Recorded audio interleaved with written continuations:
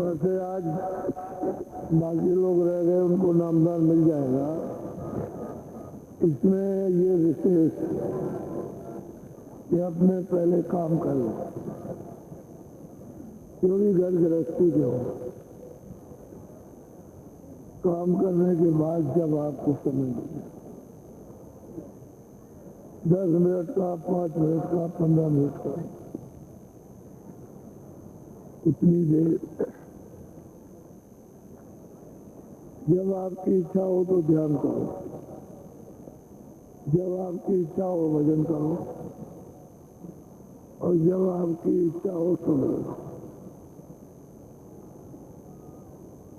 इसमें समय उसके लिए कोई बंधन नहीं। लेट के समय मिल जाए, बैठ के समय मिल जाए, बैठ के।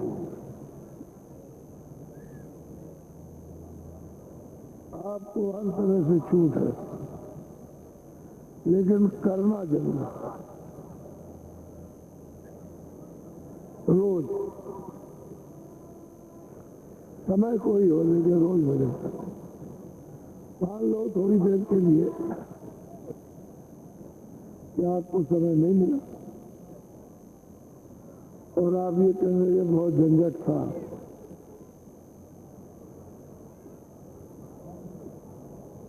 हम उस झंझट में भजन नहीं कर सकते, तो करने वाले के लिए तो कुछ नहीं। ये तो आपका आलस हो गया कि झंझट था। जो करने वाले होते हैं, जिनको लगन लग जाती है, वो सब जगह समय निकल आता है। मान लो कि आप झंझट लग गया, तो जब आप मैदान में जाओ, टट्टी जंगल जाओ, तो वहीं पर बैठ जाओ और दोनों काम कर लो।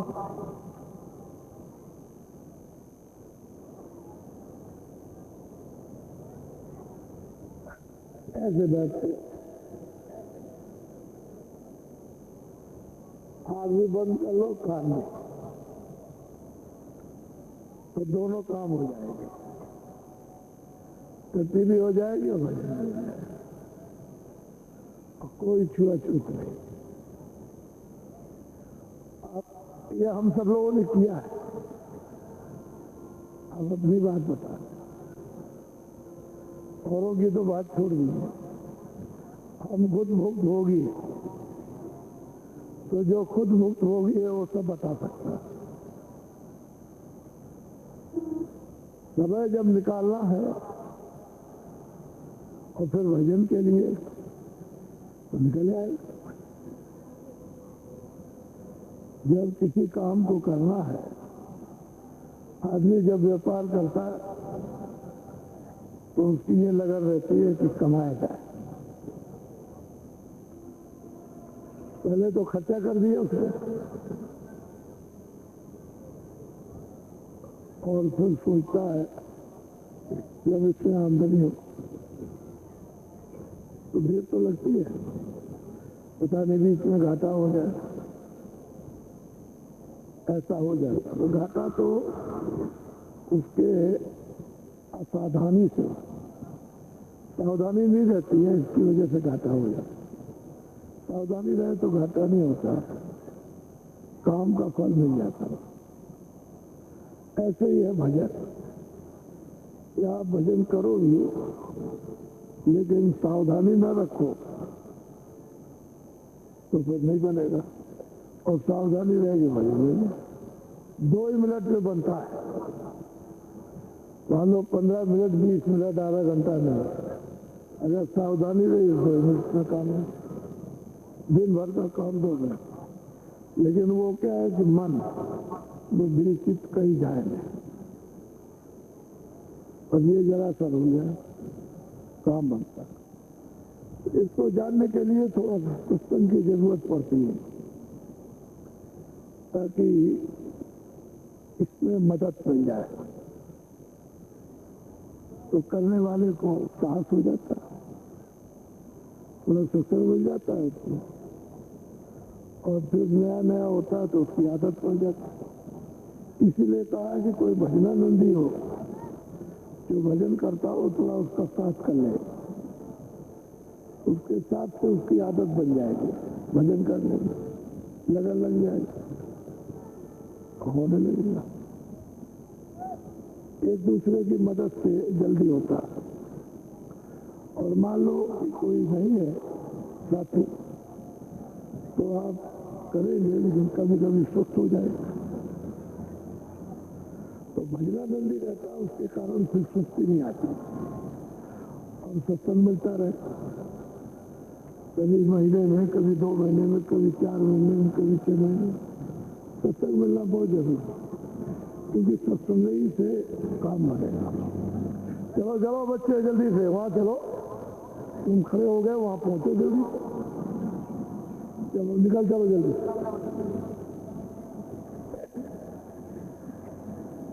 सामने आ जाओ, सामने से।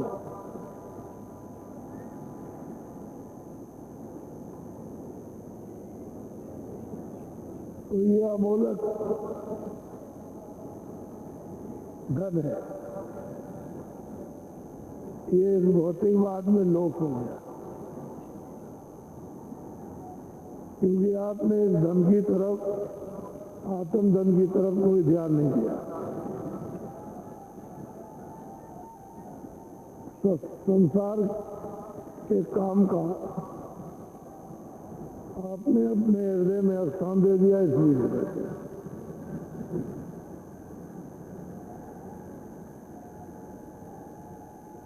महात्मा मिलते रहते तो ये बात याद रहती, तो आप रास्ता नया समझते। ये कोई नया रास्ता नहीं, एक ही रास्ता है जो जहां पहुंच जाए। वाल्मीकि किसी रास्ते से गए, मीराबाई का यही रास्ता, तुलसीदास का यही रास्ता, यही रास्ता कबीर का, नानक जी का यही रास्ता। अब यह है कि जो पूरा नहीं है तो पूरी जगह नहीं पहुंचेगा, उसका भेद नहीं जानता है तो आगे नहीं जा सकता। तो जानकार पूरा चाहिए, जो उसका भेद जानता हो।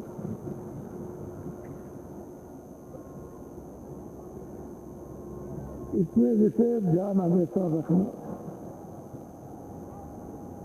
कि हम लोग शाकाहारी रहे, जो कुछ कर लिया हो तो कर लिया, जो गलती हो गई वो तो हो गई, लेकिन हम आगे गलती मत करो, शाकाहारी रहो। अनाज है, सब्जी है, फल है, दूध है, घी है, इसको आप सेवन करो, अच्छे कपड़े पहनो, अच्छे मकान में रहो, शाकाहारी। इससे शुद्ध बुद्धि रहेगी, पवित्र बुद्धि। तो पवित्र बुद्धि रहेगी तो विवेक होगा। अशुद्ध दान करोगे तो मलिन बुद्धि, तो इंद्रिया चलायमान हो जाएगा, काम क्रोध लोभ मोह अहंकार जाग जाएगा, तो बुद्धि नष्ट होते ही पतन हो जाएगा। तो शाकाहारी से शुद्ध बुद्धि, अशुद्ध आहार से अशुद्ध बुद्धि। बीड़ी तम्बाकू पियो, इसके लिए कोई मना नहीं, पर और कोई ऐसा नशा मत करो जो बुद्धि को पागल कर देती। अब उसकी चेतना खत्म, क्योंकि नशे से सो गई तो चेतना खत्म हो गई, अब वो कुछ सोच नहीं सकती। ऐसा कोई नशा मत करो। बाकी तो आप गृहस्थाश्रम में हो,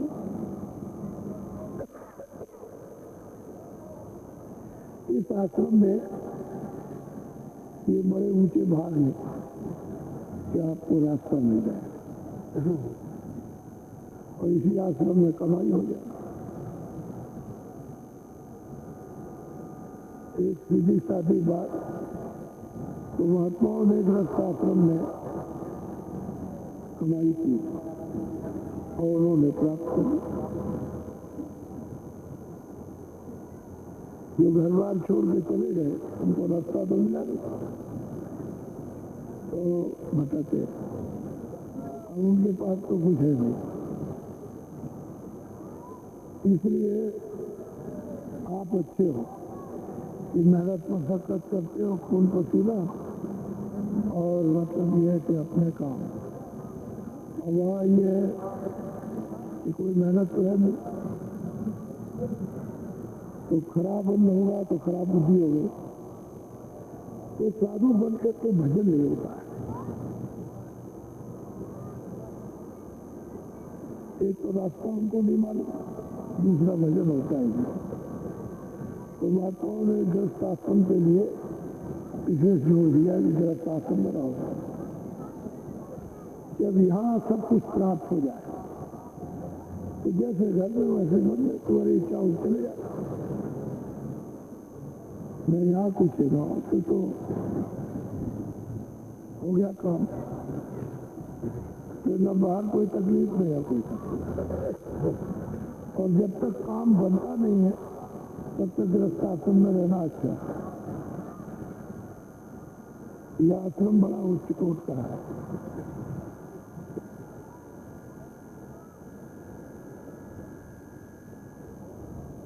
चलो चलो बच्चों, जो रह गए बाकी।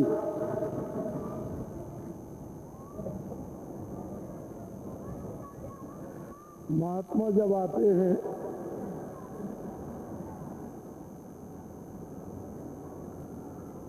बोलो जय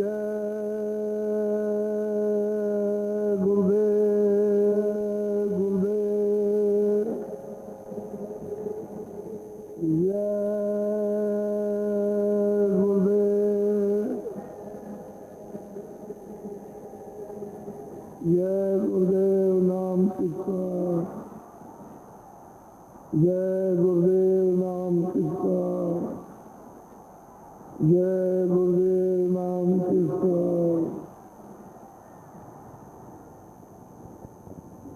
सत्य गुरु सत्य नाम तुमको लाखों प्रणाम।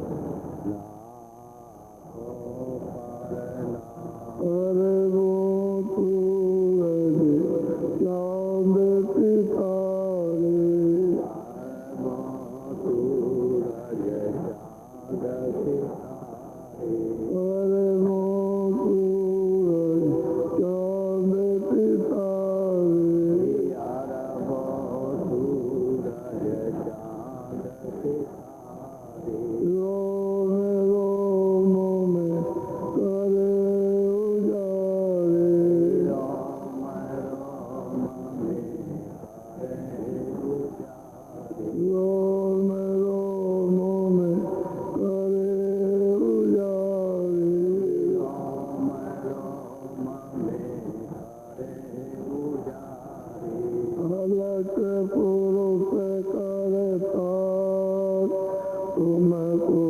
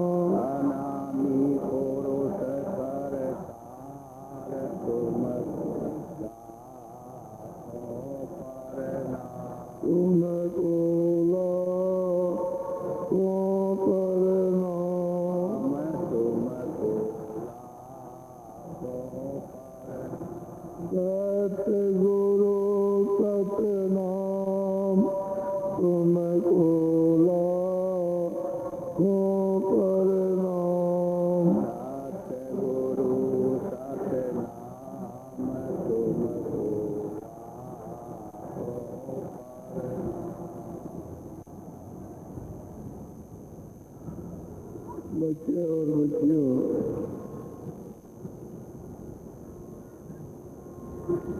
इस देश में ये काल का देश है।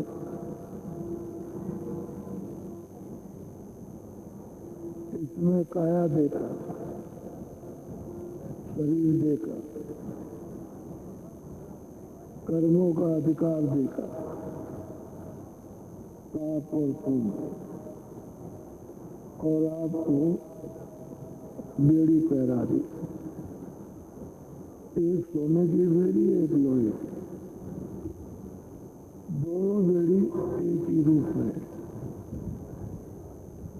सोने की बेड़ी से भी जीव बना और लोहे की बेड़ी से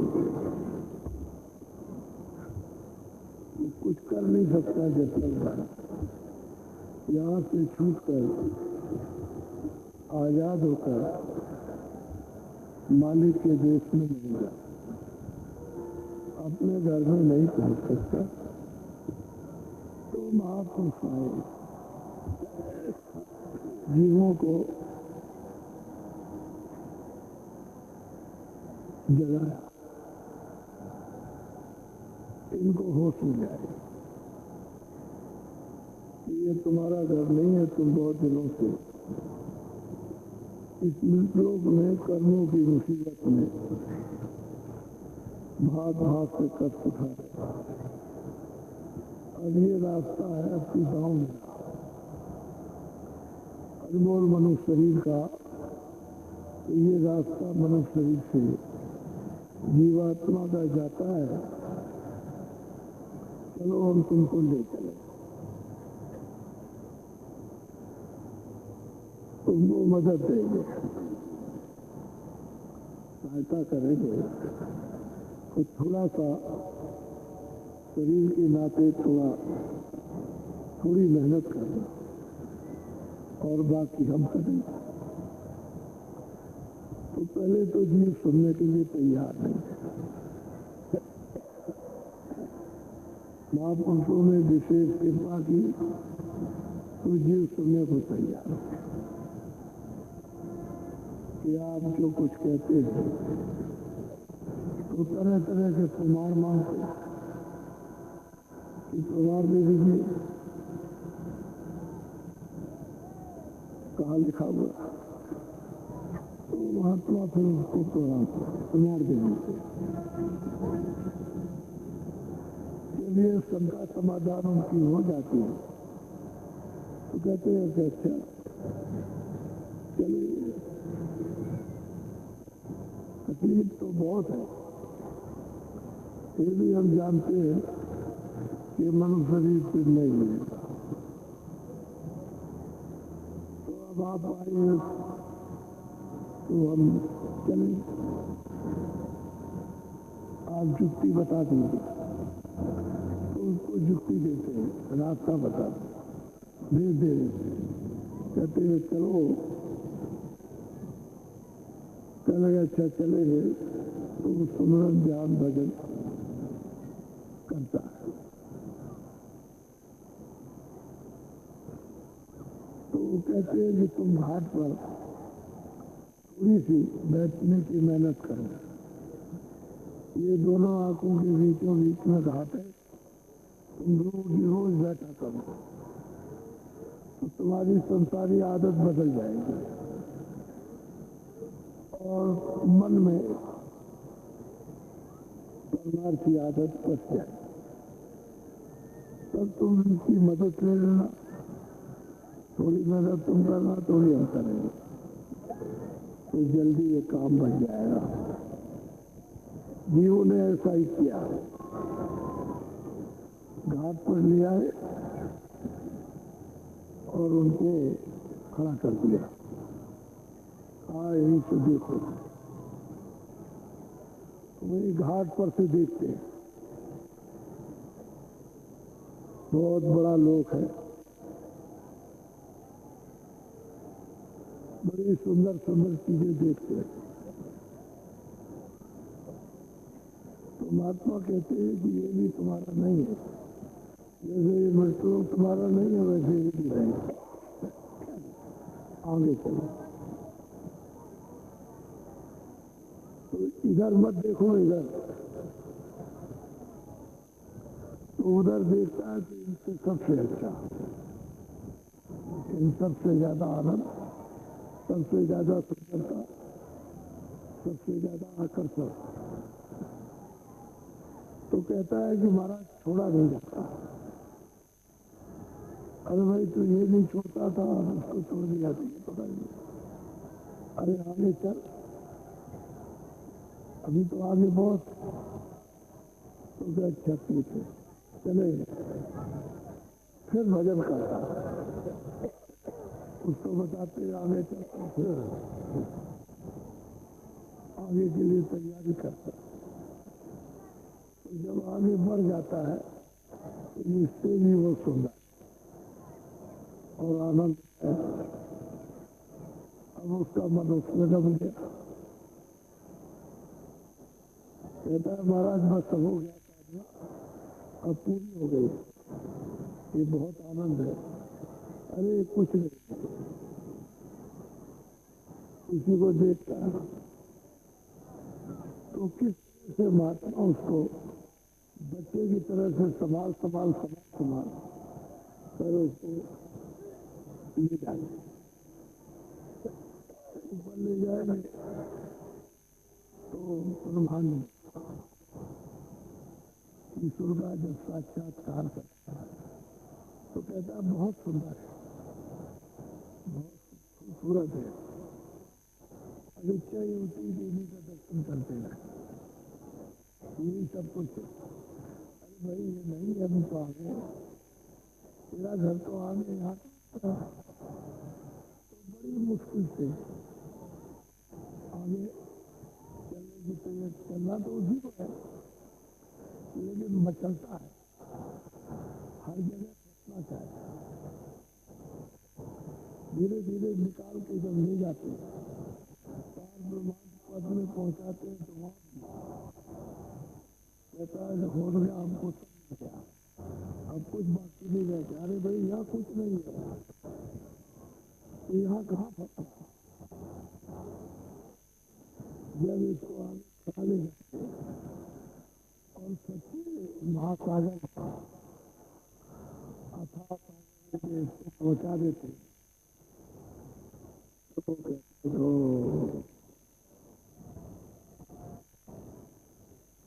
वहाँ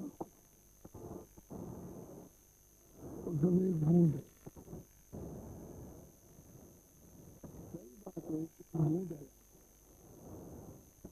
इसलिए हम सब पते में एक बूंद जैसे पानी की एक बूंद होती है, एक बूंद शासन है और वो है जब तक जीव आपको संसारी चीज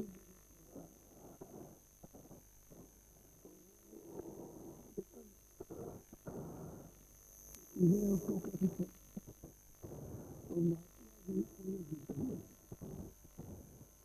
जब उसको पूरा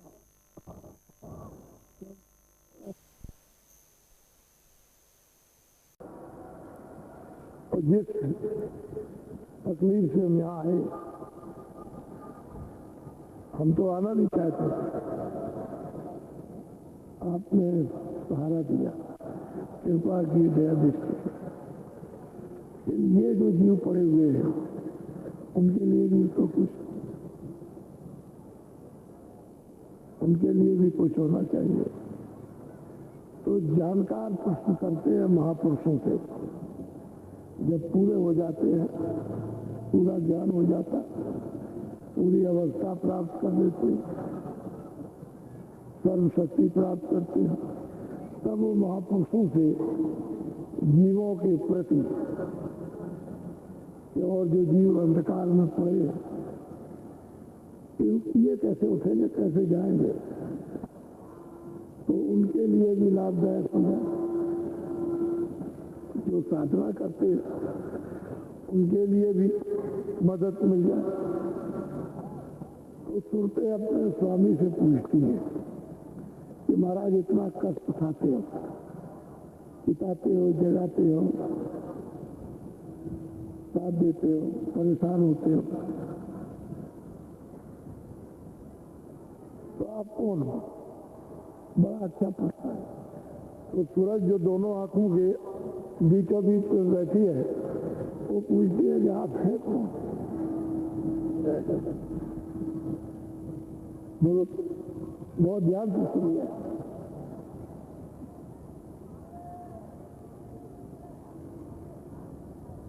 अब सूरते पूछे स्वामी से, वेद कहो अपना तो स्वामी पूछ रही है कि आप कौन है, अपना भेद हमको बताइए, चाहते क्या है, क्या करना चाहते, आप कौन है? बहुत प्रेम से बोलो। वास तुम्हारा कौन लोक में, यहाँ आए तुम कौन? और वो महापुरुषों से पूछती है सरस्वती महाराज, आप किस देश के वासी हैं, रहने वाले का? भैया मृतलोक में कैसे आ गए? ये तो मृतलोक है। आप रहने वाले कहाँ के हैं तो कैसे आए? और ये तो मृतलोक है।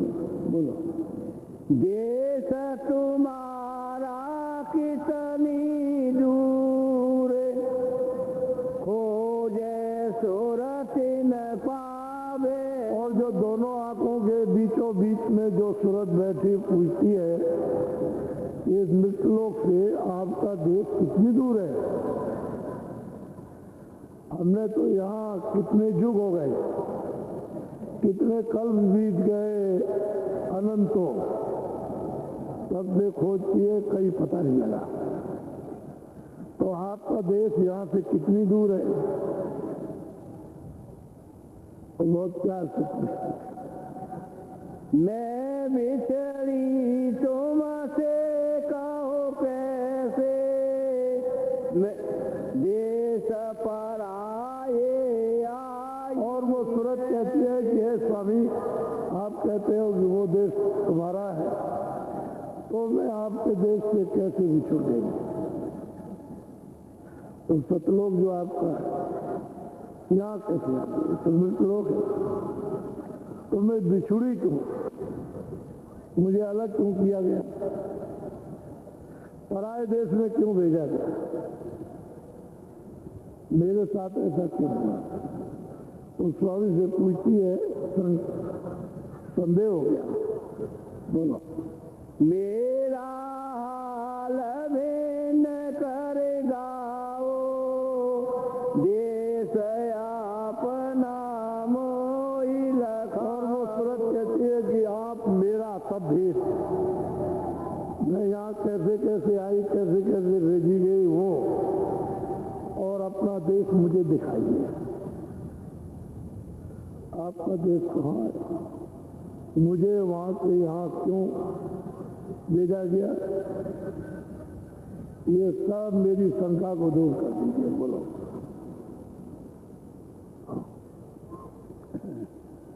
मन तन संग पड़ी में कब से, दुख पाए बहुतक में जब।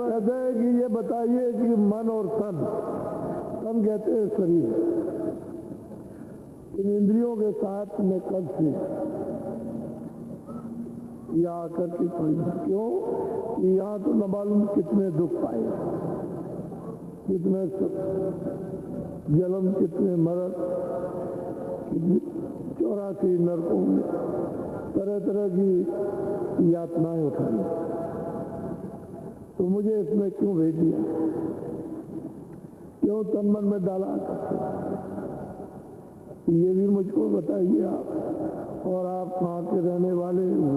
बोलो, क्यों भूली में देश तुम्हारा, आए पड़ी परदेश ने। तो सूरत कहती है कि स्वामी, आपका देश में क्यों भूल गई? और जब आपने अपने देश से भेज दिया तो यहाँ क्यों आकर परदेश में पड़ी? मुझे अपना देश क्यों नहीं मिला अभी तक? तो मेरे ऊपर में ऐसी नाराजगी, अप्रसन्नता क्यों हुई? बहुत प्यार से पूछती। बोलो, पाताल बसो के मृत्यु लोक में, स्वर्ग बसो के ब्रह्म लोक। अब उसकी शंका यह है कि क्या आप पाताल लोक में, पाताल लोक कहते हैं अमेरिका वगैरह, या आप स्वर्गलोक में, देवलोक में, आप वहाँ हैं कि आप यहाँ हैं?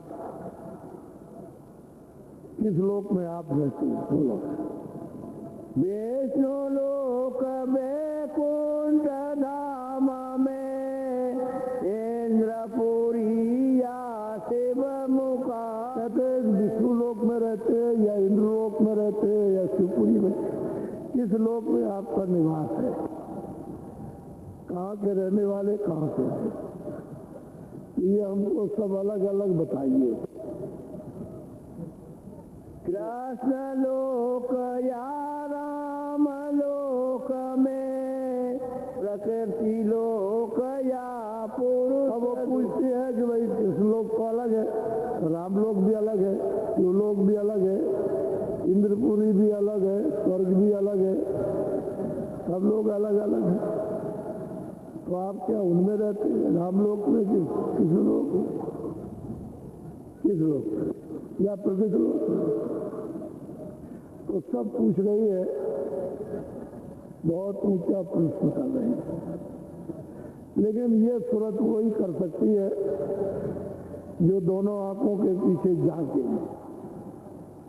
और जिसकी दिव्य दृष्टि खुल गई। वो प्रश्न है दूसरों के हितों के लिए, सच्चा प्रश्न कर रही है देख करके, और पूछ रही है कि जो उत्तर मिलेगा वो इन सब के लिए लाभकारी होगा। बोलो। तब हसे शब्द स्वामी बोले, सुनो सुरति तुम मैं कहूँ खोले। अब वो बहुत प्रसन्न होकर के कि सूरत तूने बहुत ऊंचा प्रश्न सबके लिए पूछा, तो मैं खोल करके तेरी शंका का निवारण कर दूँ। तुझमें शंका ही ना है, शंका तेरी चली जाए। बोलो। जो तू पूछे वेद हमारा, कहूँ सभी अब करे। अब वो सूरत से कहते हैं स्वामी, जो संत आते हैं वो उसको समझा रहे हैं कि तूने हमारा भेद पूछा है तो मैं विस्तार से तुझे बता देता हूँ, तेरी सब शंका चली जाएगी। बोलो। मैं हूँ अगमय नाम माया, रहूं मौज में अधर सा। अब वो कहते हैं कि मैं अनाम हूँ, मेरा कोई नाम, अगम हूँ, मेरी कोई गम नहीं, और मैं अधर में ऊपर, सबसे ऊपर अपनी मौज में रहता हूँ, मेरा भेद कोई जानता नहीं। बोलो। मेरा भेदन कोई पावे, मैं ही कहूँ तो कहना। वो संत कहते हैं कि सूरत मेरा भेद कोई नहीं जानता, मैं यहाँ आकर के कहूँगा तभी जानकारी होगी, मैं उसको कोई जानता नहीं, कोई नहीं। मैं आऊँगा और यहाँ बताऊँगा, सूरतों को ले जाऊँगा तभी जानकारी होगी, जब तक नहीं बताऊँगा तब तक मेरा भेद कोई जानता नहीं। बोलो। प्रथम अगम रूप में धारा, दूसर अलख पुरुष हुआ। वो कहते हैं संत सदगुरु जीवों सूरतों से कि देख मैं मौज में अधर में था, मैं अनाम था, अरूप था, मेरा कोई नाम नहीं, और मेरी मौज उठी तो मैंने अगम रूप धारण किया, अगम लोग बनाया, और उस पर एक सूरत को मैंने बैठा दिया, उसको कहते हैं अगम मालिक। मैंने एक रूप तो अगम पुरुष का धारण किया। बोलो। तीसर सात पुरुष में भया, सात लोक में ही।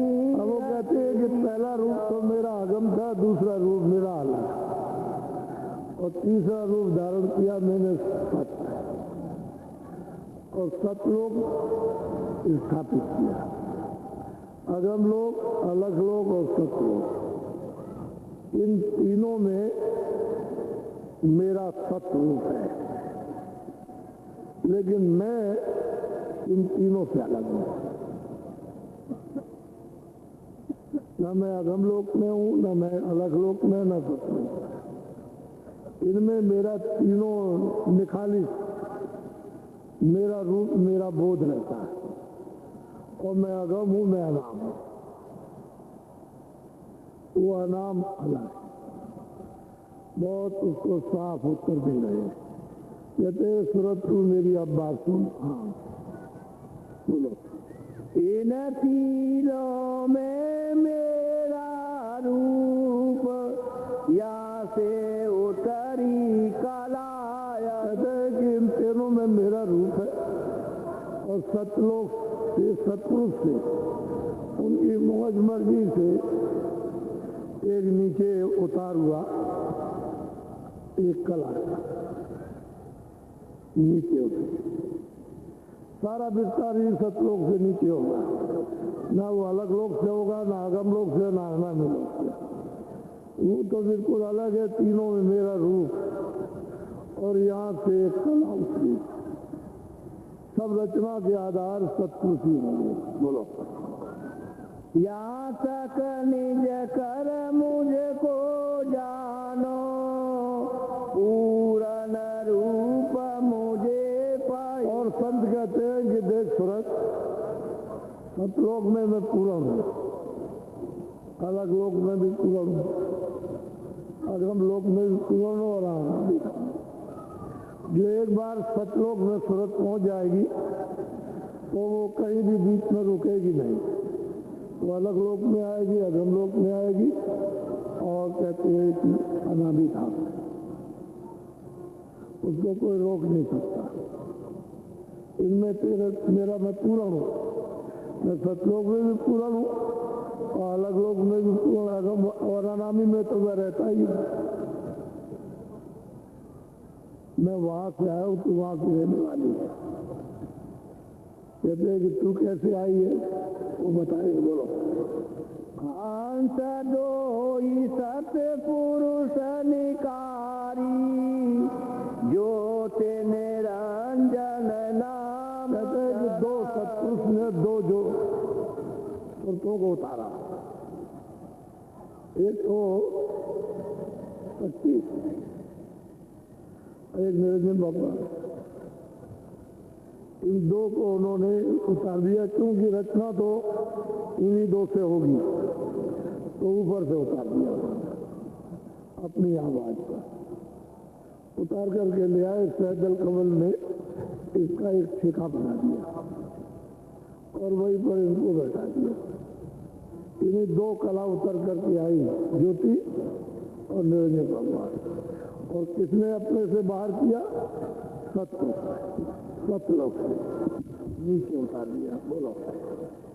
यह दो कला उतर कर आई, जंजरी दीप में आने समा। कहते हैं कि ये कला दो उतर करके आई और सहजल कमल उसी को जंजीरी दीप कहते हैं। बहुत बड़ा लोक है। कहते हैं वहां आकर के वो है। उस समय पर तो सुरतें भेजी नहीं गई थी, सतपुरुष ने तो भेजा नहीं था उनको। बस ये कहते हैं कि मुद्दत होता ये तपस्या करते रहे। उसी सहजल कमल जंजरी दीप मुकाम पर बैठ करके ये दोनों के दोनों उसी की सतपुरुषी की तपस्या करते हैं, ध्यान करते रहे। अब भी ध्यान वैसे अखंड करते हैं। वो ध्यान उनका टूटा नहीं, ध्यान टूट जाए तो रात चला जाए, तो ध्यान होता रहता। बोलो। यहाँ बैठी त्रिलोकी रची, पाँच पीने की धूम। सहजल कमल में बैठ करके तीन लोक की रचना का निरंजन भगवान ने विस्तार किया। उस सतलोक से इनका उतार हुआ और वो सभी के द्वारा उतार हुआ। वैसे तो कोई रास्ता है नहीं, वो सभी से उतर करके आए और उसका जंजीर दीप में सहजल कमल में टेका, वही इनको बैठा दिया। यही बैठ करके ये ज्योति से और रल मिल करके रचना का विस्तार करेंगे। यही बैठ उसी धार से उतार दिया ब्रह्म को, वो इसके ऊपर बैठे हुए। उसी धार पर उतारा जिस पर इनको उतारा था, उसी पर उतार दिया पार ब्रह्म को। वो उसके ऊपर बैठे हुए और उसी शब्द पर, उसी नाम पर, उसी आवाज पर, उसी बाणी पर उतार दिया तो महाकाल नीचे उतर। पूरा रचना का मंडल, जितने भी मंडल है वो तो सत्पुरुष में बनाए, अनेकों अनंतों बेशुमार। लेकिन यह है कि जब ये मंडल बना दिए तब फिर इनको भेजा तो बैठा दिया।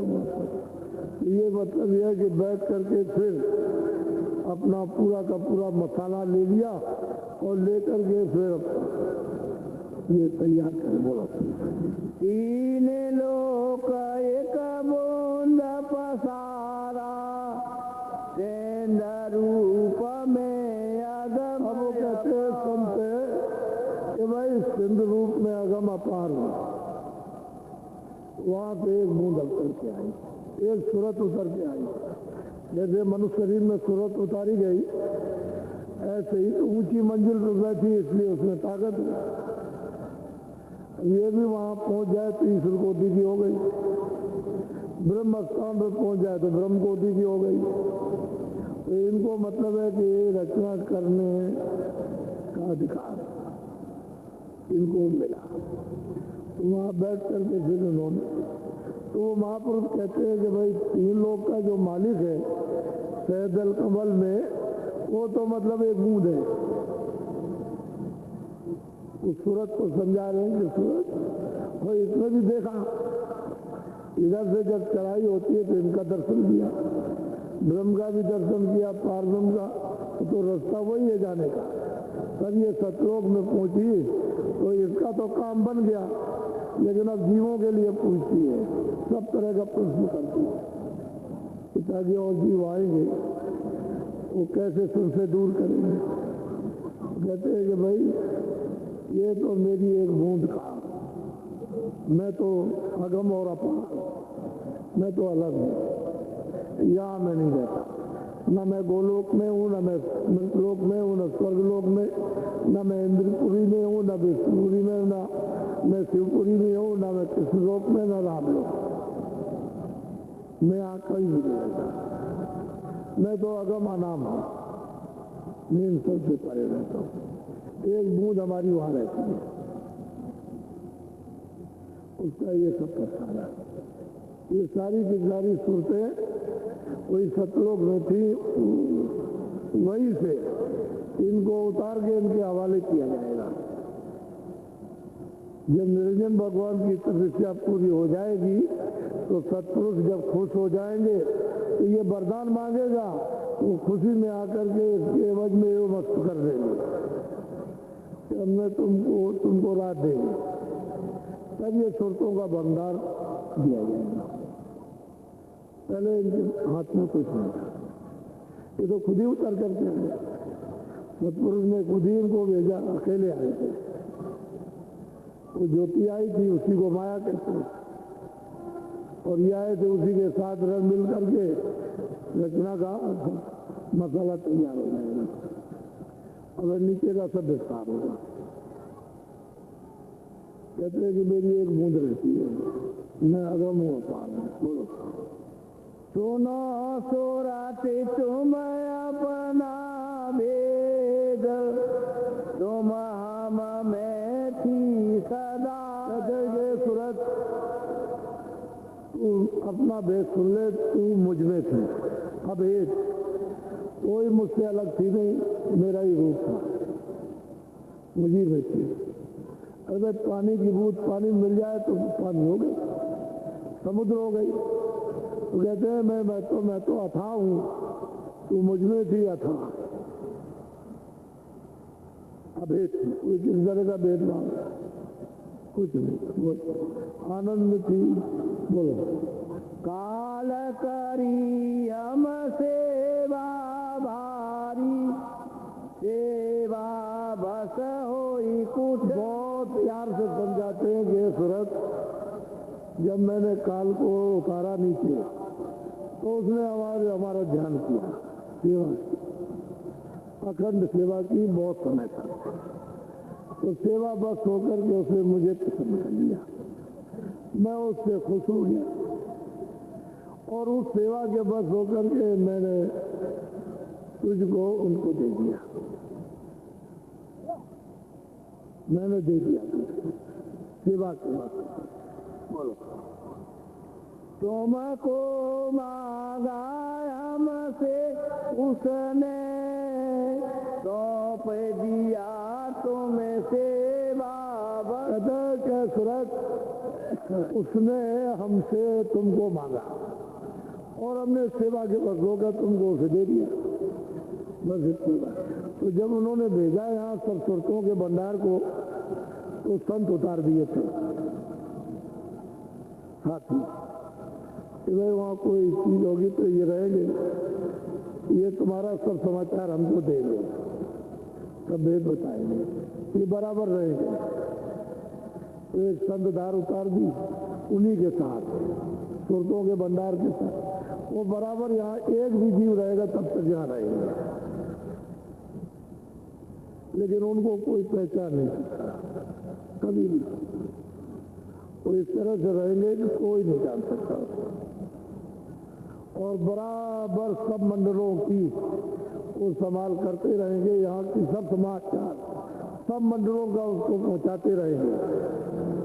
वो सच्चे दरबार के सच्चे दरबारी, किसी भी मंडल का उनसे भेद नहीं छुपा, मित्र लोग हो या कोई लोग हो या स्वर्ग लोग हो, वैकुंठ लोग, विमान हो, कोई लोग भी हो, पार विमान हो, सब समाचार सतपुरुष को मिलता रहेगा।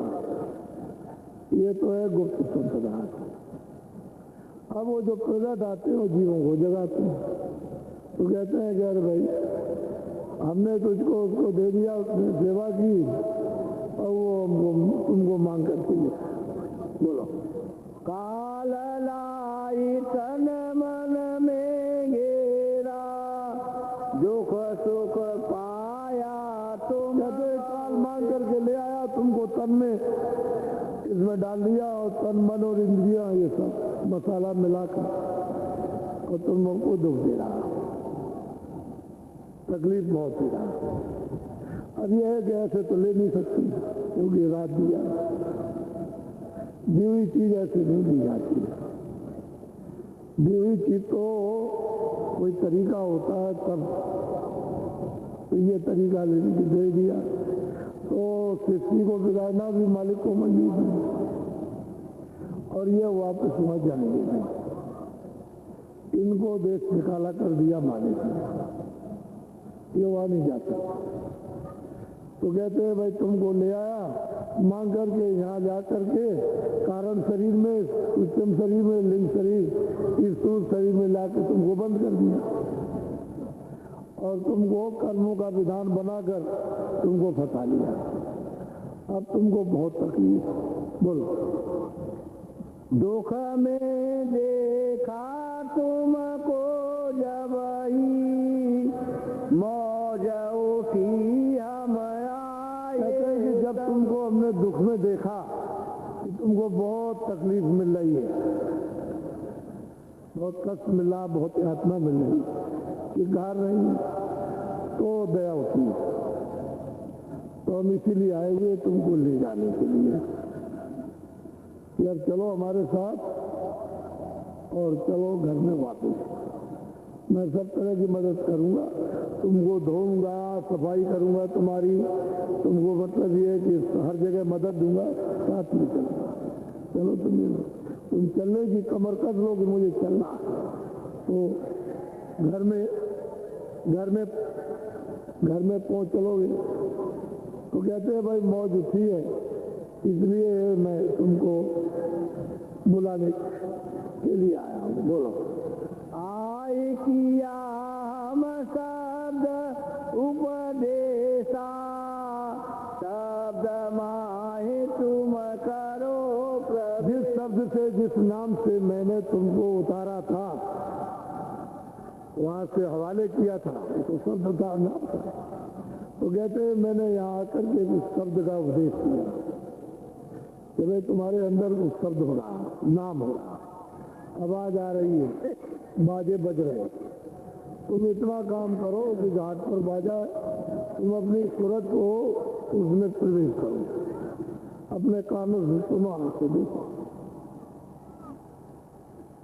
आंख से कान से सुनो देखो, और सूरत को शब्द में प्रवेश करो, ये लैक हो, उसको जोड़ दो, उसमें रत हो जाओ। मैंने ये आकर शब्द का उपदेश जिस शब्द से लाया हूँ उसी शब्द का उपदेश किया कि अपने घर बोलो। शब्द शब्द पौड़ी हम रखी, चारे चारे पहुँचो न। अब वो संत कहते हैं कि सूरत हमने शब्दों की सीढ़ी बना रखी है, एक स्थान से दूसरा शब्द, दूसरे स्थान से तीसरा शब्द, तीसरे स्थान से चौथा। तो इस शब्द को पकड़ो और वहां पहुंच चलो तो वहां उसका दर्शन होगा, फिर दूसरा पकड़ लेना, फिर उसको पकड़ो, पकड़ कर चढ़ चलो तो तीसरा पकड़ लेना, फिर उसको पकड़ो तो फिर चढ़ कर के चलो तो चौथा पकड़ लेना, और फिर पांचवा जब पकड़ो तो सच्ची नगरी में दाखिल हो जाए, सच्चा देश, सच्चा धाम।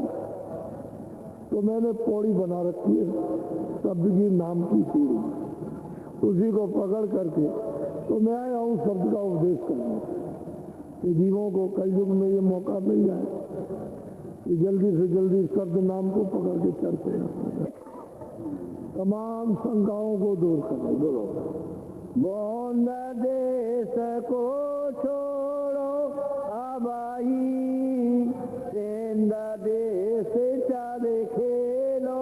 कहते हैं ये बुंद देश है, इसमें तो सुख है नहीं, जो स्थान अपूर्ण है उसमें पूर्ण कर दिया। कहते हैं इसको छोड़ दो और चलो शब्द के द्वारा नाम पकड़ करके चढ़ चलो, और वो तो सिंध है, वहां स्वतंत्र रहना। कहने का मतलब है फिर कभी जन्म मरण नहीं, जब जल में ही मरण नहीं होता 84 नरक फिर क्या चीज है। न किसी लोक में जाना, अपने धाम में चलो और निश्चिंत खुल करके हो, तो उसका कोई मतलब है कि अंत नहीं, कितना बड़ा कितना छोटा कितना लंबा दाएं बाएं वो तो अथाह है, उसकी पैमाइश तो आज तक संतों ने नहीं बताई।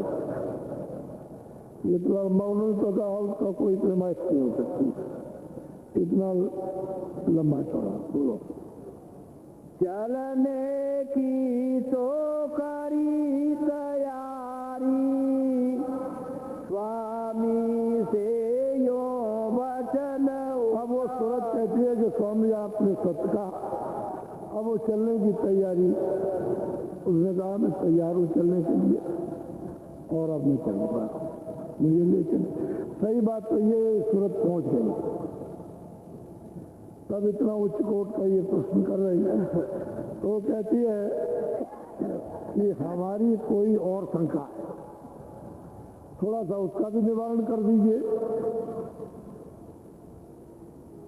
यानी जो शंका, ये तो हमने तैयारी कर ली, हमको हो गया कि ये देश अपना नहीं है, और मतलब ये है कि हम इतने दिन से पड़े, हमारा देश तो वहाँ, हमारा घर वहाँ पर, हमारा मालिक वहाँ, तो हमने चलने की तो अब पूरी तैयारी कर ली, लेकिन एक शंका बीच में आ गई, तो उसका भी आप दूर कर दीजिए। बोलो, शांत एक उठा मोई भारी, तो निर्वार करो। और वो सूरत कहती है कि मुझे भारी संदेह हो गया, शंका हो गया, तो ये कृपा कीजिए, दया दृष्टि कीजिए, इसका भी निवारण कर दीजिए। बोलो, सेवा बस तुम काल को सौंप दिया अब मोई, तो अब कौन भरोसा है फिर भी ऐसा। अब वो सूरत कहती है कि स्वामी सेवा के बस होकर आपने हमको काल के हवाले कर दिया, सौंप दिया, और आप आए हो जगाने चिताने के लिए, घर में चलो और हम यहाँ से वहाँ पहुँच जाए और फिर आपकी मौज हो जाए, तो मुझे फिर काल के हवाले कर दी। इससे अच्छा तो ये कि मैं ही रहूं, फिर मुझे हवाले कर देंगे तो फिर मैं वैसे ही के वैसे ही रहा, फिर आपकी मौज हो जाए, तो उसकी शंका बैठ रहे बोलो।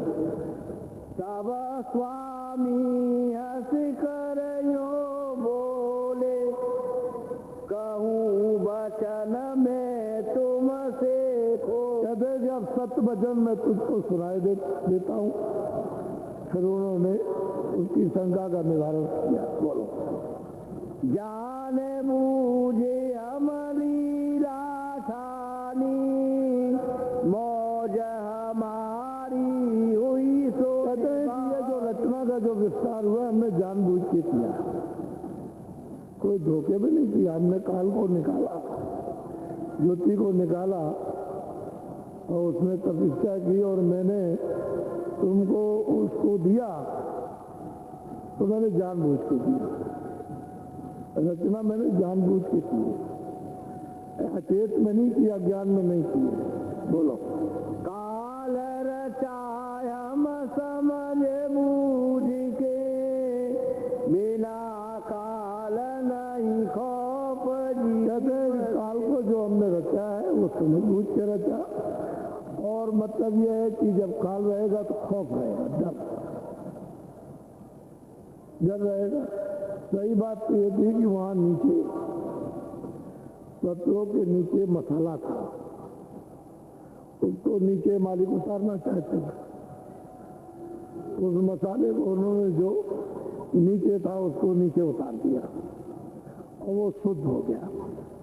ये सब चीज जल, पृथ्वी, अग्नि, वायु, आकाश, या मतलब ये स्थूल मसाला, सूक्ष्म मसाला, या मतलब एक कारण सब वही था। कोई ऐसी चीज नहीं थी जो वहां नहीं थी।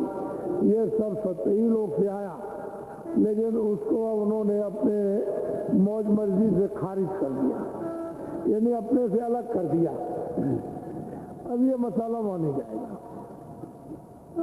ये कभी नहीं। जो उन्होंने उतार दिया, खारिज कर दिया, वो जाएगा नहीं। तो कहते हैं कि जब मैंने समझ बूझ करके रचना की है, तो मैं जानता था कि ये काल है। तो जीव जब यहाँ से जाएंगे उस रचना में, तो जब ही यहाँ वापस लौट के आ सकते हैं। जब खौफ होगा, डर होगा, भय होगा, तो वापस आएंगे। वो मारेगा, पीटेगा, और मतलब ये पता नहीं क्या करेगा, तो फिर मतलब इनको डर होगा, और यहाँ से कोई जाएगा तो इनको ले आएगा। तो समझ बूझ करके रचना की गई। कदर ब्याल नहीं बिना काल के, मौज उठी सब जब तक काल नहीं होगा तब तक कदर, इज्जत यानी दयाल की नहीं होगी। लोग दयाल को जानते ही नहीं। वह दयाल कहाँ है, रहमान कहाँ? वो जो रहमान का जो दया का सागर है, उसको लोग जानते ही नहीं, मालूम नहीं करते।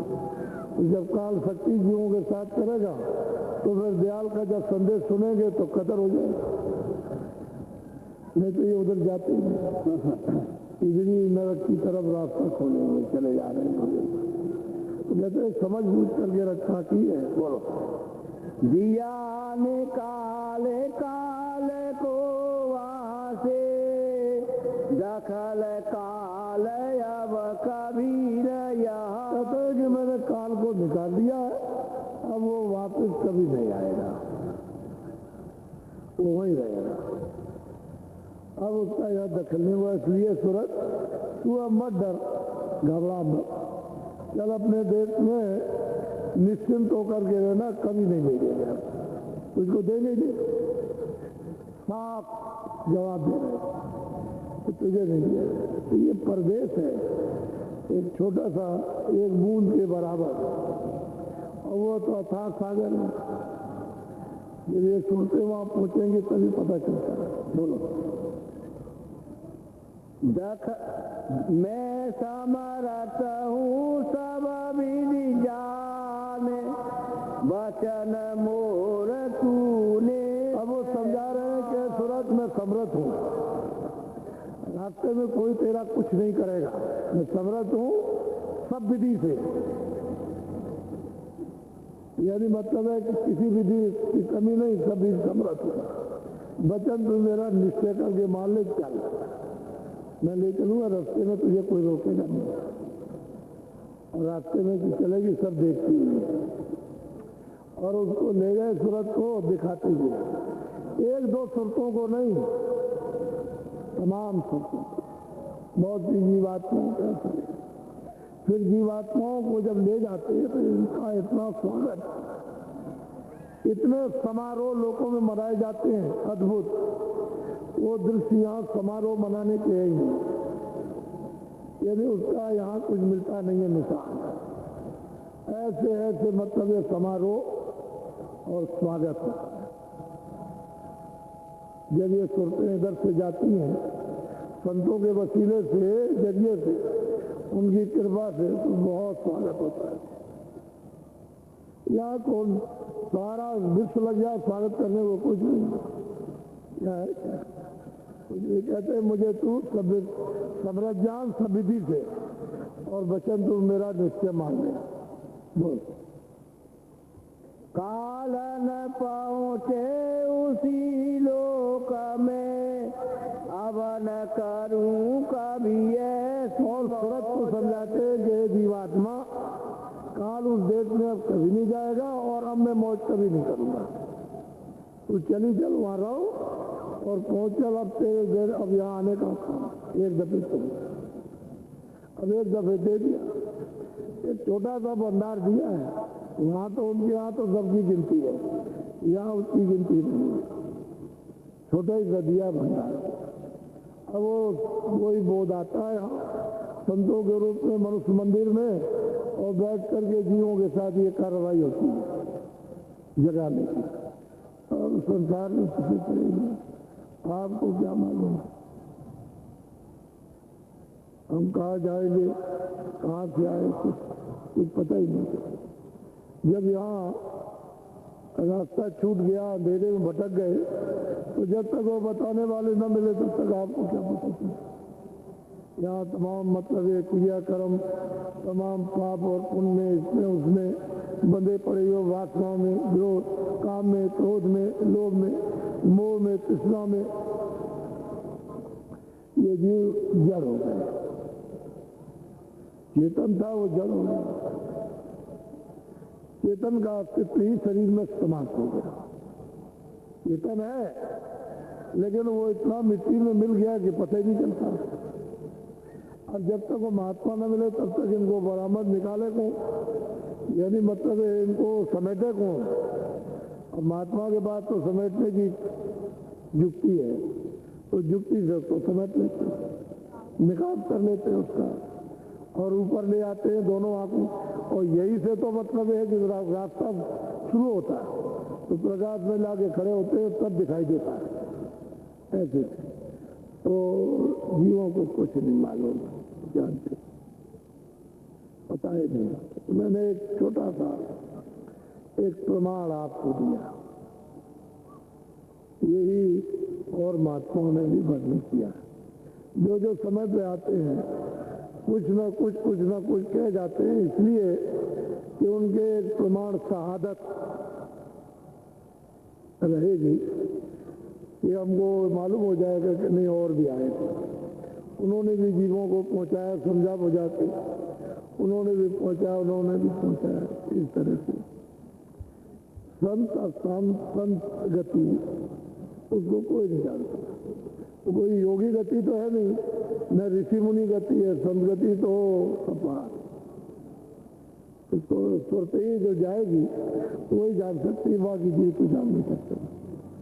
तो आपको वो सही मार्ग, सही रास्ता देना चाहते हैं कि भाई तुम कुछ कर लो बचे हुए समय में। तो थोड़ा बचा है तो काल का देश है, थोड़ा सा समय उसमें काया दी है, उसमें थोड़ा समय और उसी में कुछ कर लो तो अच्छा रहे। नहीं तो समय पूरा हुआ तो काया अपने ले लेगा, उसे क्या, उसे कोई दया है नहीं। वो तो काल रूप में तिनकर भराता, शुभ अशुभ कर्म फलता। मैं तो काल रूप के शुभ अशुभ कर्मों का फल देता हूँ। वहाँ दया आया का कोई काम नहीं, लेकिन वो दयालु रहमान मिले तभी तो आपको छुड़ा, वो मिलते नहीं। तो कर्मों की सजा तो हमको मिलती रहेगी हमेशा। उससे हमको कौन छोड़ेगा? जो हम कर्म करेंगे मैं ब्याज पे मुझसे वसूल करेगा, मुझे दंड देगा। तमाम जेल खानों में 84 नरकों के मतलब है जेल खानों में भेज करके और सब वसूल कर लेगा, वो क्यों छोड़ेगा? वहाँ तो कोई दया तो नहीं। लेकिन जब महात्मा मिल जाते हैं तो बचा लेते हैं, कोई बचा सकते हो। और इनका हमदर्द सिवाय महापुरुषों के कोई है नहीं। तो कहते हैं तू निश्चय कर ले अब, और ऐसी अब कभी मौज नहीं होगी, और तू चल, मैं समर्थ हूँ सब प्रकार से, घर में पहुंच जा, तू कभी नहीं आएगा। उन्होंने शंका का समाधान किया। वैसे ये सूरत पहुंच गई, तब उसने ऐसा प्रश्न किया। यही मतलब सहजोबाई ने चरणदास जी के चरणों में बैठ करके प्रश्न किया था, ये औरों ने भी बैठ करके। इसी तरह से जो वहां उनसे मिल जाते हैं, पहुंच जाते हैं, कोई ना कोई ऐसा प्रश्न करते हैं जो सबका भला हो, सबके लिए फायदेमंद हो। तो हम देखते हैं कि ये बड़े तकलीफ में है, तो ये फतेह पड़े हुए हैं, तो इनको परमार्थ का भी थोड़ा बहुत रास्ता मिल जाए, स्वार्थ भी हो जाए, परमार्थ भी हो जाए। हम तो कोशिश इस बात की कर रहे हैं। इसलिए आप कुछ पा नहीं सकते हो। ये उपदेश वो तरह का नहीं है जैसा सोचते हो, उसमें से कुछ मिलेगा नहीं। ये तो ऐसा उपदेश है विलक्षण। तो अब आपका सुधार हो जाए, क्योंकि तो महात्मा क्रिया ही बदल देते हैं। तो जब भौतिक क्रिया ही बदल के और परमार्थी क्रिया में जब बदल जाएगी, तो फिर आप तो कोई दोष नहीं लगता। दोष करोगे नहीं लगेगा। जब कोई खराब काम नहीं करोगे तो लगेगी। तो परमार्थ में ये क्रिया बदल जाए और शरीर का निर्वाह होता है। ये जीवात्माएं जग जाती हैं और फिर धीरे से रास्ते से चल के अपने अमर पद में, अमर लोक में पहुंच जाते। लेकिन कहते हैं कि मैंने शब्द की सीढ़ी, शब्द की सड़क बना रखी, डोरी डाल रखी है शब्द की, नाम की, आवाज की, बाजों की, और तुम्हारे ऊपर कानों तक निरंतर अखंड आवाज आ रही है, सब सुरतों को बुलाने के लिए ठक ठक ठक बोल रही।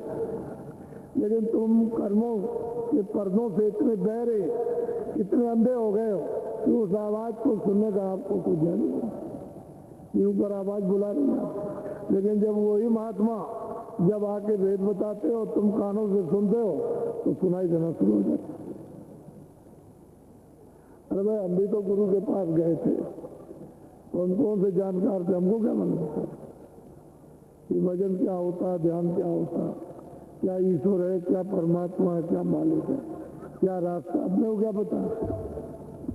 जैसे निचार संसारी दुनियादार, और लेकिन गुरु के पास गए तो उन्होंने बैठाल करके ये सब धीरे धीरे धीरे धीरे जताया, समझाया। पहले बहुत ही रास्ता बताया, कहा करो इसको, तो फिर सब दया होती है, करने से सब कुछ हो जाता है। तो 24 घंटे, 1 घंटा समय निकाल लो। 1 घंटे तो अपने काम का, बच्चे दफ्तर का, दुकान का, इसका काम करो, और 1 घंटा समय कि इसमें ये करना है, जब रास्ता मिल जाए। तो अभी लोग मतलब ये है कि शाम को जो भूले भटके आ जाएंगे उनको शाम को नामदान मिल जाएगा। आज बड़ा सरल, बड़ा सीधा। अभी पिछले दिनों में जो लोग आए उनको नामदान मिला, सब चिल्लाते हुए आए थे नामदान नामदान, उनको दिया। अब उधर से तो कहते आए नामदान, लेकिन हम ये कहते हैं रोज करना, रोज करना, जितना समय दे सकते हो। 2 मिनट, 4 मिनट, 10 मिनट, 2 मिनट से 4 मिनट हो जाएंगे, 4 से 10 मिनट, लेकिन करना जरूर, धीरे धीरे बनने लगता। क्योंकि दरवाजा सच्चा, जब उसको खटखटाओगे बोलने लगेगा। जब खटखटाओगे तो सुनाई देने लगेगा, क्योंकि जब खटखटाओ दरवाजे को तो अंदर से आवाज आएगी, तो तुम सुनने लगोगे, तो धीरज हो जाएगा कि नहीं आ रहा है दरवाजा खोलने के लिए, आ रहा है। धीरे धीरे रोज रोज खटखटाते रहो तो आवाज देता रहेगा, एक दिन खोल देगा। जब खोल देगा तो आँख खुल जाएगी, कान खुल जाएगी, दिखाई भी देना शुरू हो जाएगा, सुनाई देना शुरू हो जाएगा। जब दिखाई सुनाई सुना शुरू होगा, रस आनंद मिलने लगेगा। तो दुनिया से सब चीजों से ज्यादा आनंद जब मिलने लगेगा, अपने आप चुप हो जाओगे इधर से, अपने आप। इसलिए ये भी चीज आपके साथ है। और ये भूम ज्योतक के क्या इनका जो भूम ज्योतक है, इनका ये सम्मेलन ये 2-3 तारीख को रखा था। तो ये चकाचौंध में जो रो रहे चिल्ला रहे हैं, तो इनकी चकाचौंध भी जरा बंद हो जाए और सही दिशा ले ले। तो ये रो रहे चिल्ला रहे तो कोई ना कोई बताने वाला होना चाहिए कि चलो इधर चले चलो, ऐसे मुड़ जाओ, तो अपना रास्ता मिल जाएगा। लोग तो सोचेंगे इधर जा रहा है, रास्ता क्यों हो गया, अपना रास्ता घर का मिलना चाहिए। तो असल में महात्मा बड़े दूरगामी और जीवों को आगे से घेरते, पीछे से नहीं, आगे से। पहले तो आवाज देंगे, अरे उधर कहाँ जा रहे हो, गड्ढा है, ये है, वो, गिर जाओगे, मर जाओगे, कुछ नहीं मिलेगा। जब ये जीव नहीं समझेंगे, चले जा रहे भगे हुए, तो आगे से घेरते, फिर आगे।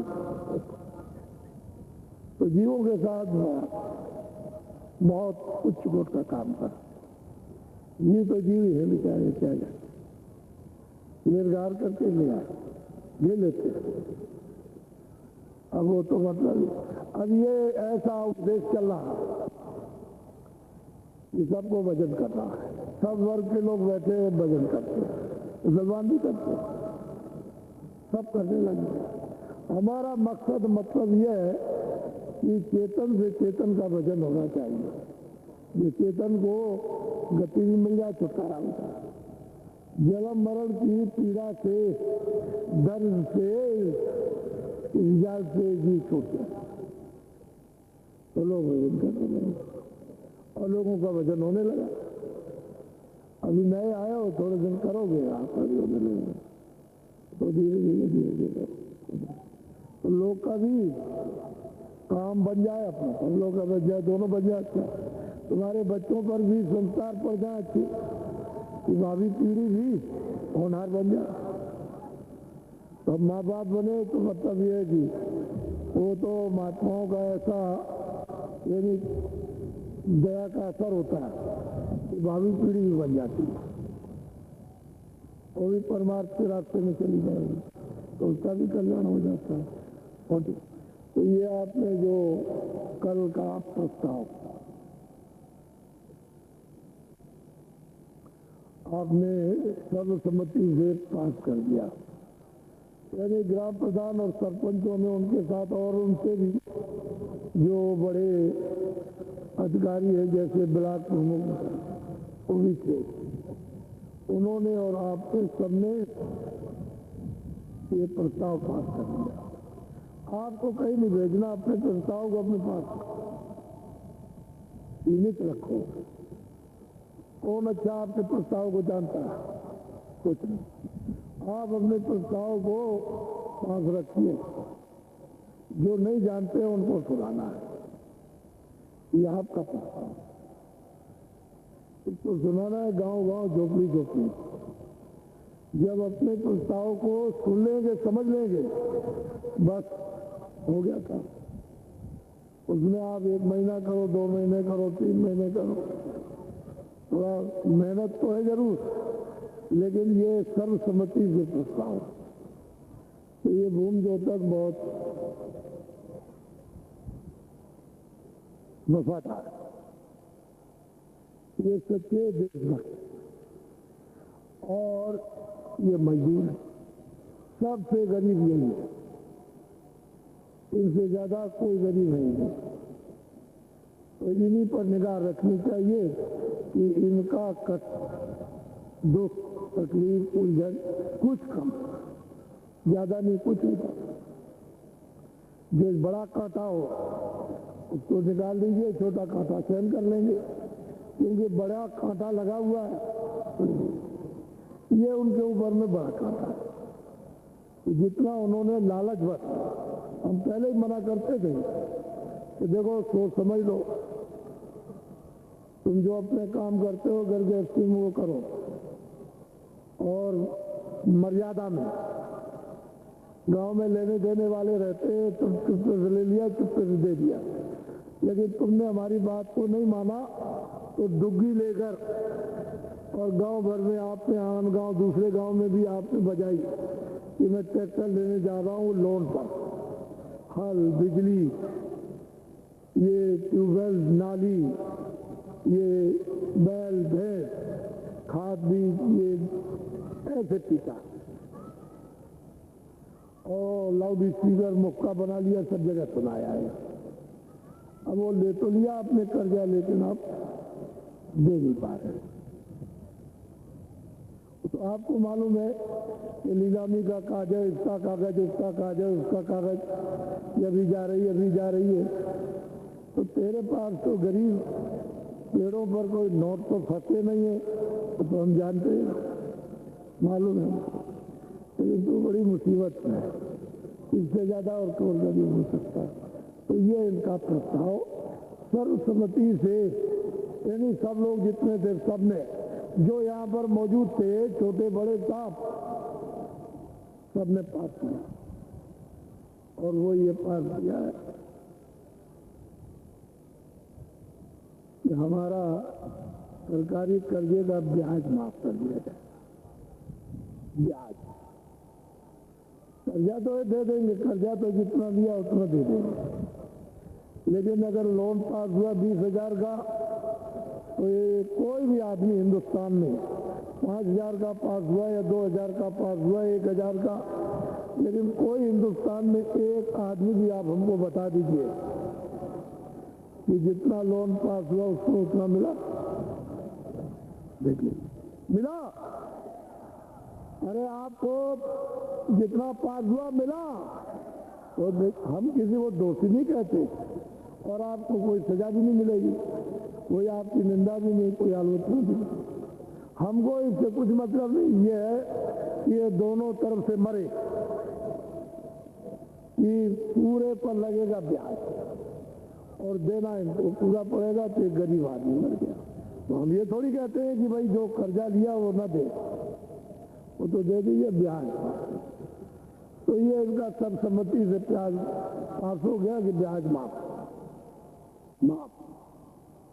यानी ये प्रस्ताव वो है कि माफ कर दिया जाएगा, हो जाना चाहिए नहीं है, ये हो जाने आने वाली बात नहीं, कर दिया जाएगा, सीधी बात। ये प्रस्ताव पास हुआ है, ये हो जाना चाहिए या ये नहीं, हो जाएगा, मोटी सी बात, सीधी। तो वो शब्दों को आप समझने की कोशिश करें तो इसमें सबका लाभ है,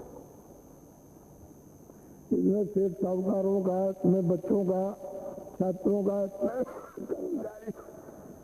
अधिकारियों का, जितने भी मनुष्य हैं सबका लाभ होगा।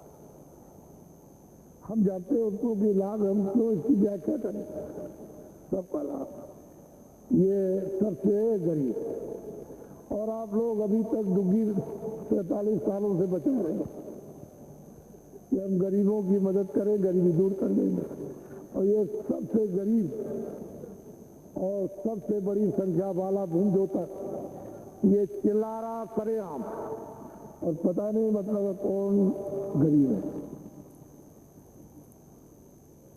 तो ये कोई नहीं चाहता, आप मत सड़क बनाइए, बैर बंद कर दीजिए, इसका ब्याज माफ कर दीजिए, नहीं बनेगी तो 1 साल क्या है, क्या कौन सी बड़ी बात है, एक साल हो गया, तमाम तो अरबों खरबों रुपया लग गया, तमाम योजना तो सब पड़ी बेकार, आधी भी नहीं हुई और अब रुपया ही नहीं है, सब योजना ऐसी पड़ी। तो मत बनाइए, क्या जरूरत है, ये काम पहले कर दो, ये काम हो जाए उसका, ये कोई बात नहीं, ये प्रस्ताव पास हो। अब एक बात डिस्कस करके ये कि वो हमने रोक लिया है, जैसा हमको आदेश मिल गया वैसा रोक लिया। एक बात और थी, अब तो उसमें ये प्रस्ताव ये पास हुआ है कि शासन हम पर वही करेगा, शासन हम पर वही करेगा जो ब्याज हमारा माफ करेगा, ये, और वोट हमारा उसी पर पड़ेगा, वोट हमारा उसी पर पड़ेगा। ये प्रस्ताव पास हुआ है, ये पास हो गया। अभी फरवरी में 9-10 और शाम को 11 तक 3 दिन का कार्यक्रम, यानी 9-10 और शाम को 11 तक फरवरी के महीने में, यानी 9 फरवरी, 10 फरवरी और 11 फरवरी की शाम तक ये काशी के रेती मैदान में, यहाँ पर जग हुआ था ऐतिहासिक, उसी जगह पर ये सम्मेलन, ये भूमि ज्योतियों का होगा। किसका सम्मेलन होगा? भूमि ज्योतियों का। अब ये 3 महीने का तो समय आपको दिया है, 3 महीने 9 दिन, यानी 1 तारीख को भंडारा था, तो 1 तारीख से लगा लीजिएगा और 3 महीने 9 दिन। लेकिन ये आपका अभी दिसंबर, जनवरी और 9 फरवरी को, 9, 10, 11 को काशी में, यानी इस पार नहीं उस पार, काशी जिधर बसी उधर नहीं, दूसरे मतलब है दूसरे रेतीले मैदान में सामने, ये कार्यक्रम आपका वहां होगा 9, 10, 11 फरवरी को। 6 फरवरी को आप ये नोट कर लो, 9, 10, 11 फरवरी को काशी में, यानी रेतीले मैदान में उस पार होने जा रहा है, उस पार होगा गंगा जी के उस पार, वहां, क्योंकि अच्छा है, चलो काशी भी देख लोगे, अभी मथुरा देख लिया, तो काशी भी देख लेना, चलो मतलब है गंगा भी स्नान कर लेना। अरे मतलब ये है, मन मथुरा दिल द्वारका, काया काशी जान, और 10 देह का देहरा था मैं जोत पहचान। यही बात तो ये है कि ये मनुष्य मंदिर है, इसमें तो सब खजाना भरा हुआ है, लेकिन नहीं जानते हो, कोई बात, जब जान जाओगे तो समझ में आ जाएगा। तो ये एक सम्मेलन वहाँ बीच में, मैं अभी ये कार्यक्रम समाप्त हो जाएगा अभी 10-12 दिन में, तो मैं यहाँ से निकलता हूँ अपने दौरे पर। अब किधर जाऊँगा उधर कार्यक्रम करता हुआ, और मतलब ये है कि उसमें कोई विशेष 9, 10 और 11 को कोई विशेष प्रबंध नहीं करना। अरे भाई 1-2 दिन के लिए तो बना के साथ ले आते ही हो कि भाई पता नहीं रास्ते में रुक जाए, कहीं रुक जाए, तो चलो मतलब ये कुछ साथ बना के ले आना, और थोड़ा बहुत मतलब ये कि किलो 2 किलो आता उसी झोले में डाले लिए चले जाना, टिक्कर बन जाएगा, टिक्कर बन जाएगा, ठहर जाओ। और लाइट उसके लिए भी नहीं, उसके लिए तो आपको अभी बाद में जब ये दौड़ा होगा और इनके सबके उपदेश होंगे इन भूमि जोतकों के, और मतलब ये है कि इनके सब सरपंच प्रधानों के जगह गए तो ये बता देंगे कि ये प्रकाश नहीं है, तो प्रकाश लेते आना बहुत रहेगा। क्या है, झंझट झमेले में खत्म करो, समझिए। इतने झंझट झमेले क्यों, कम से कम कर दो। जितने कम झंझट झमेले रहेंगे उतने अच्छा रहेगा। और कुछ त्याग भी होना चाहिए, रेती में जाकर के थोड़ा बहुत तो त्याग। फरवरी का महीना बड़ा अच्छा है, कोई ना ज्यादा गर्मी ना कोई ज्यादा ठंडी, महीना बहुत अच्छा, और दिन भी बहुत अच्छा, स्थान भी बहुत अच्छा, वो भी ठीक है। तो सब सुजोग, और वो मतलब ये है कि आप सबको बता देना कि 9, 10, 11 फरवरी को काशी में होने जा रहा उस स्थान पर जिस पर की जग हुआ था, जो 79 में जग हुआ था, उसी स्थान पर होने जा रहा। अब ये तमाम लोग देखो, वहां उस पार में सब दिखाई देगा, सारी काशी उधर देखेगी, अब की बार देखने को मिलेगा।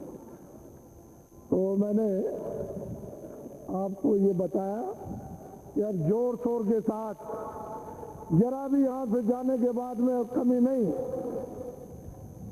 तेजी के साथ में 10 गुना तेज रफ्तार से जल्दी से अपना काम करो,